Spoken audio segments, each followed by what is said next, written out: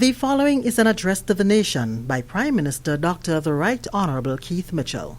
Fellow Grenadians, in recent weeks, Grenada entered another phase of the fight against COVID-19.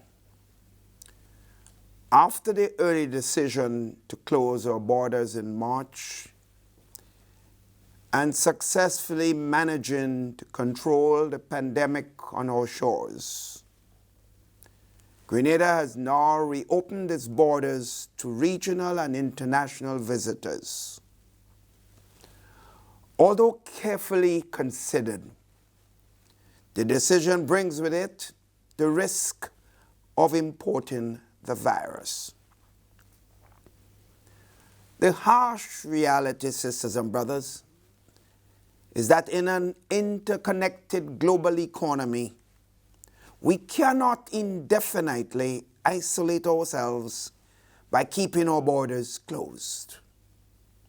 Grenada, like many other Caribbean countries, is highly dependent on tourism, and as such, any substantial recovery will depend on revived activity in that sector. Hence the need to reopen our borders and allow workers in all sectors to resume work. This is certainly not a matter of government prioritizing economic recovery over the health of citizens. In fact, it brings into sharp focus the need for government and people to work hand in hand to achieve both outcomes. This is why we require the cooperation of all our citizens to continue to control this dreaded pandemic.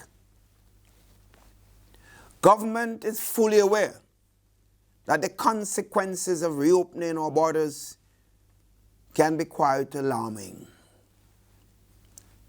We already see some countries experiencing a spike in the number of positive cases, and in some instances have to reimpose national lockdown or quarantine the entire communities. Government is therefore of the view that the protocols must be strictly enforced and adhered to. However, we cannot do it alone. There is an equal and corresponding role that every citizen must play. In the absence of a COVID-19 vaccine, the recommended protocols must become part of our daily life. While we may struggle to adjust, as by our very nature, we are social beings, we must make a conscientious effort as our lives depend on actions or inactions. At the regional level, the bubble that was created is intended to help restart regional air travel while at the same time offer some measure of protection to Caribbean countries which have seen relatively low rates of infection. For this initiative to be successful, we must adopt a unified approach with respect to surveillance, testing and contact tracing, and that includes the OECS on Barbados. The classification of countries based on the risk levels is another important initiative as we attempt to restart the tourism industry, while continuing to maintain the required protocols and industry guidelines. Sisters and brothers all, unfortunately, we had to forego Carnival celebrations this year. We all know that mass gatherings could present a formidable threat in this health crisis. Like you, I missed the revelry of the season. From the witty talent of our calypsonians and soca artists, at the various shows to the old mass and jab and juve morning, from the spectacular light displays in the Monday night mass, to the creative costumes showcased during the parade of mass bands on Carnival Tuesday. Sisters and brothers all, when government went to Parliament to legislate for the removal of the 2-day holidays that are usually carded for Carnival this year, we did that only out of genuine concern for the health of the people of our country. The government has a fundamental responsibility to protect the citizens of this country. We took an oath to do so, and we cannot and will not shirk that responsibility, even if some of the decisions we make are unpopular in some circles and may even result in the loss of some political support. So government sought to be lenient, understand the people's right to socialize, even in these very difficult times. But I was shocked to see, despite all health warnings, people still assembled in droves and did the complete opposite, flouting all protocols and regulations in the name of having a good time. Sisters and brothers, as Prime Minister, I'm very concerned of what transpired. Are we aware of the serious implications of our actions? Are we paying attention to what is happening in the outside world, even if we have been fortunate enough to keep the numbers down and avoid any deaths? Sisters and brothers, this is not a joke. Look at what is now happening in neighboring Trinidad and Tobago. 10 people have died.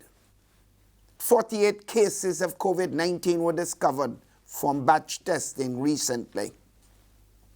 The number of positive cases since the start of the virus in March is close to 500. The country is now virtually shut down by its announcements again. Beaches and rivers are closed. All places of worship, all gyms and cinemas are closed. All contact sports have ceased. Authorized gatherings of people outside of homes will not be more than 5. Schools will be shut down for the rest of the year, and action will be taken against people who insist on not wearing masks in public. This is something I am very concerned about. Everywhere I go, I see people wearing no masks. Even in my own constituency, I have seen it. Sisters and brothers, can we really afford to go back to the stage where our freedom is restricted because of our own irresponsible actions? We do not know everything about this virus, as I've constantly said. So where is our sense of responsibility? Our cultural ambassadors must also understand the fundamental responsibility to law and order. And it cannot be seen as breaking the law of the land. And if that is allowed, then we would have descended into a lawless state. And as Prime Minister, I cannot condone such. I have to protect, and the government has to protect, this state, including all citizens and also the cultural ambassadors themselves. Sisters and brothers, I must commend the religious community for its leadership role during this very difficult period. They are making every effort to lead their congregations and manage religious activities. This is the example we all need to follow. It is important for leaders at all levels of this society, no matter what area, to demonstrate serious leadership. The lives of our people are at stake. Keith Mitchell and this government cannot do it alone. So we must ask ourselves, are we doing enough to protect our country? Or are we bent on selfish motives that will only hurt the country that belongs to all of us? With respect to COVID bill, it is clear to me and the government that there were well-placed concerns by some people in our country. But we are painfully aware that there were also those with ulterior motives, some political, personal, and otherwise, whose sole interest was to create problems for the government, as they believe, and their own country.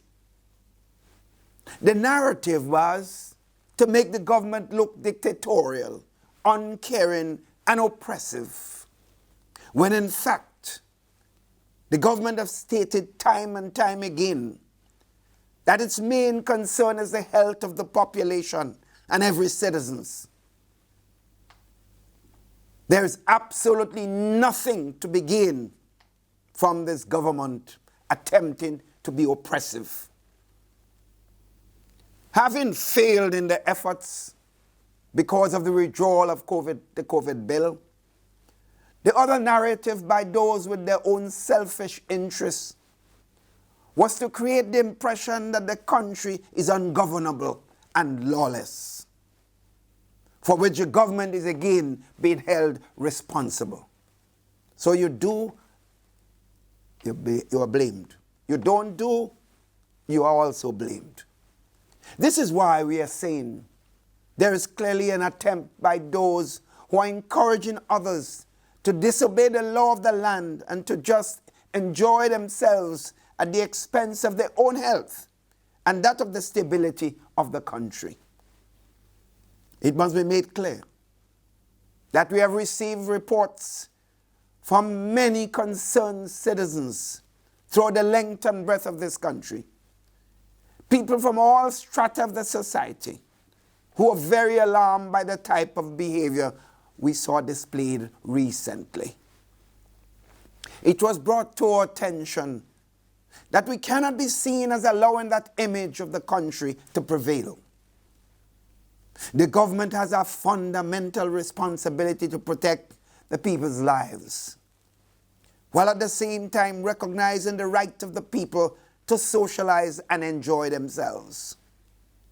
That right, sisters and brothers, is not something government will ever try to take away from anyone. So the police and the Ministry of National Security, in their better judgment, understood that, and therefore common sense prevailed recently. We need to also consider, sisters and brothers, that as a nation, we have lost so much productive time due to the lockdown that was instituted in March. We have to capitalize on every opportunity to restart and rebuild our economy and our country. The cancellation of Carnival celebration, therefore, might not have been the most popular decision we have made, but in the long-term interests of this country and its overall development, we ought to see the tremendous value in foregoing the Carnival holidays and instead using the time productively. Foregoing Spice Month 2020 does not mean we are any less emancipated We earned that right 182 years ago. Foregoing Carnival means that in the midst of a global pandemic that has claimed thousands of lives worldwide, we are prioritizing our own health and safety and being considerate of those that we love. By the time August 2021 rolls around, therefore, and hopefully Spice Mass is in full effect, this year's sacrifice, therefore, will be seen in distant memory. Sisters and brothers all, in the event that a vaccine is found between now and year end, chances are that we might be able to enjoy a very good carnival season in Carriacou next year. But I want to stress here, this can only be done assuming we have a vaccine that protects all of us by then. The point I'm making here, therefore, sisters and brothers, is that we want people to enjoy themselves and to continue to socialize. In the meantime, restrictions on mass gatherings remain in place, and it is quite disheartening to see the many examples of open defiance being demonstrated by some people. In my view, therefore, is there any way to equate momentary pleasures of enjoyment with a threat to one's own health or that of your loved ones? The critical takeaway here is that we cannot allow complacency to creep in. We must also dispel the notion that some of us are immune to the virus. The harsh reality is that the threat of COVID-19 remains very real. It affects everyone, and letting our guard down can bring disastrous consequences to our families, our friends, and our entire country. Sisters and brothers, the magnitude of the impact of COVID-19 continues to manifest itself in different ways. Government has now revised downwards revenue initially proposed in the 2020 budget. Given the projected 40% or more in reduction on average in revenue collected by both the Inland Revenue and Customs Department and other areas of revenue generation. The Ministry of Finance have now projected that based on the present revenue collections, we'll collect $181 million less than what was projected and expected if we did not have COVID-19. Accordingly, 2020 expenditure must be brought in line. This means that the budgets of most ministries will have to be adjusted to deal with the revenue reduction, and measures such as streamlining discretionary recurrent expenditure, stricter manpower management, and waste reduction initiatives must be implemented. Sisters and brothers, to help create jobs and stimulate the economy, government will place significant emphasis on aggressively implementing capital projects that are funded by external grants and loans. The Ministry of Implementation and the Department of Economic and Technical Cooperation in the Ministry of Finance will continue to collaborate to ensure an improved rate of project implementation across the entire country. The contract valued at $46.8 million was recently awarded for 11 agricultural feeder roads.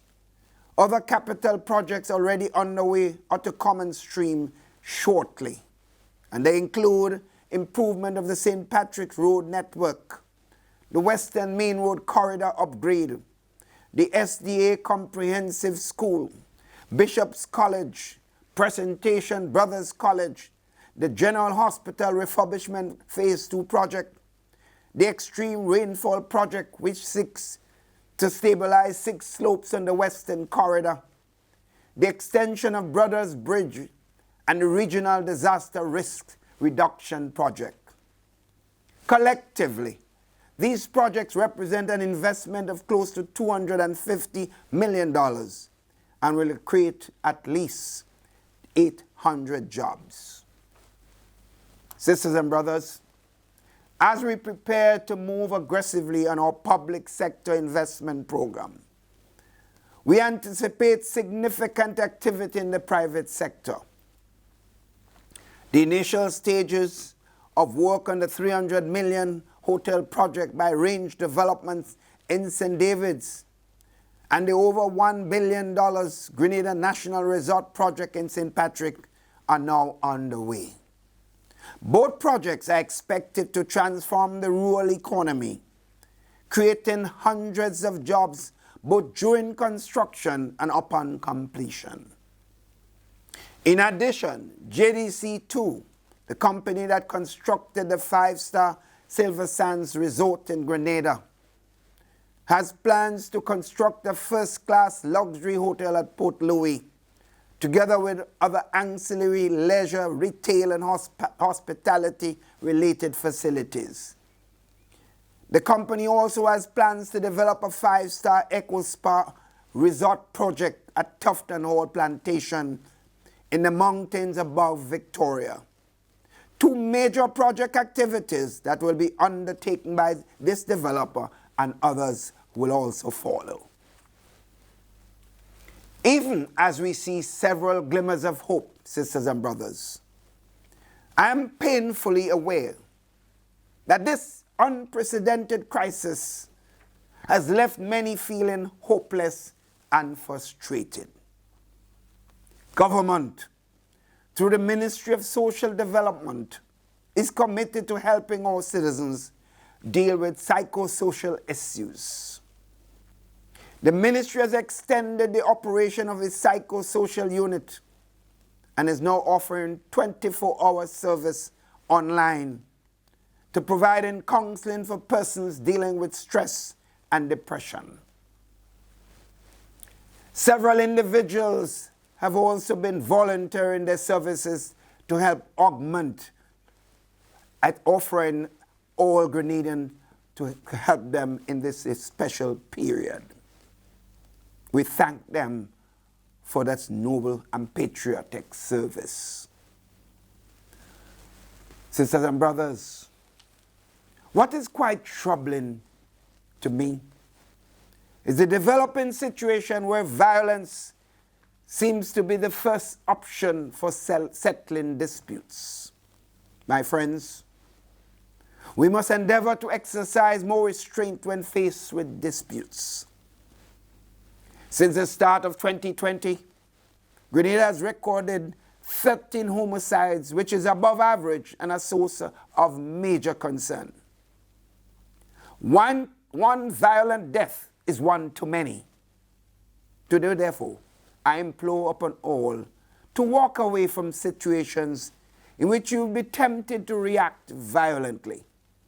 Think for a moment about the long-term impact of your actions on you personally, on your family, even your own community. Be the one to change the course of someone's life in a positive way. Spare a child from the pain of losing a parent, a mother from the anguish of losing a child, a partner from being denied a future they dreamt about. Fellow Grenadian sisters and brothers all, there are countless persons who have contributed in one way or another as we tackled COVID-19. Firstly, I must commend, as I usually do, our frontline workers, whether in healthcare, policing, environmental protection, security services, and all other areas who have consistently played the role in getting us through this crisis so far. Many of you made immense sacrifices, and for that we applaud and thank you and appreciate you. Thank you all for your service to this beautiful country. Specific mention must also be made of the COVID-19 Cabinet Subcommittee, which was tasked with advising the government as it attempted to execute the Herculean task and mandate of protecting the citizens of this country from this invisible enemy. Members of this committee met daily from the inception of this crisis through the expiration of their mandate on July 31st. Words cannot even begin to express the gratitude we all feel for their dedicated service to the government and people of Grenada, Carriacou, and Petite Martinique. We recognize, too, that it came at the expense of the quality time with their respective families during a period of great uncertainty, and for that, we are even more grateful for those noble sacrifices made. To the various subcommittees which served as part of the National Task Force for Rebuilding the Grenada Economy, I also take this opportunity to say thank you for your work. We had a limited time frame within which to execute our mandate, and hereby confirm that you have certainly delivered. The recommendations contained in the report submitted are currently being reviewed. Thank you for the generosity of your time in serving the government and people of this country. I must also recognize the work of the COVID-19 Economic Support Secretariat in the Ministry of Finance. This small team of dedicated public officers assigned to the Secretariat has performed a task that at times seemed insurmountable. They worked around the clock to ensure that applications for support were processed and beneficiaries received their payments in a timely manner. Despite the many criticism about delayed payments and some problems which went beyond their control, they must be commended for a job well done. I know that one day we'll look back on this period of history and be thankful for the experience, for the lessons it taught us all. And as we go through the challenges now, it may be difficult to visualize a post-COVID world. Believe that it is coming, but know that in the meantime, we must continue to be responsible citizens and be our brother's keeper. My friends, sisters and brothers all, I know many have been waiting with bated breath for details about impending cabinet changes. Those who are well familiar with my style of leadership would know that about midway through any term of office, I usually opt to make some portfolio changes. Ideally, this would have been announced a few months ago, but with the fight against COVID-19, it took precedence, and it was therefore delayed. As we look ahead to this new phase, that announcement will be made very soon. I know that there are expectations, and there are also much speculations. I have heard of specific portfolios being assigned to certain ministers, but even I don't know the final decision yet, since this is still a work in progress. When the decision is finalized, I will make an announcement, and I assure you it will be very soon. The portfolio changes, sisters and brothers, are intended to give ministers an opportunity to broaden their experience, while also helping to bring a new perspective to another area of government service. Creating such opportunities is particularly important as I prepare to hand over the reins of leadership, as any serious leader must be prepared to do. In my view, the true value of any leader does not necessarily lie in the actions he takes while leading, but most times and oftentimes, a leader's worth is determined by the soundness of his succession plan, how he prepares the next generation of leaders to take up the mantle of leadership of this beautiful land. I thank you all, and may God continue to bless us all. The preceding was an address to the nation by Prime Minister Dr. the Right Honorable Keith Mitchell.